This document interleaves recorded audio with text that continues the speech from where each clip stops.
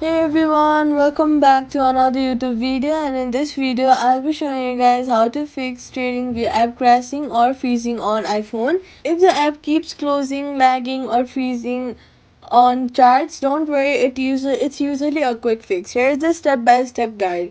First, swipe up from the bottom of your phone and then find TradingView and swipe it away completely. Then reopen it. This clears temporary glitches that often causes freezing during chart load. Next, what you're gonna do is press and hold the power button plus volume button. Slide to power off, wait for 10 seconds, then turn it back on. This refreshes the background memory and clears system hiccups that can affect stability.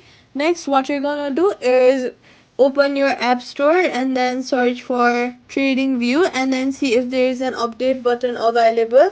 Sometimes errors like your app crashing or freezing on your phone happens because you are using the outdated version of the app. Updating it ensures you have all the latest files and bug fixes. Now what you're gonna do is you're going to clear Safari's cache. Go ahead and open your settings app, search for Safari and then go to Safari, and then what you're going to do is scroll down, find your clear history and website data and hit the clear history option.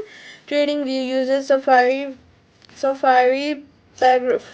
background browser for some authentication, and chart loading stock sessions can make the app freeze unexpectedly. Next, go ahead and if you are on settings, go to general and then go to iPhone storage. If your device is almost full, TradingView can crash when the loading chart data or saving layouts clear unused app or files free up storage. Next, if you're using a VPN, turn it off and relaunch the app. Some VPNs interfere with TradingView's real-time data connection, causing lag or crashes, and that's it.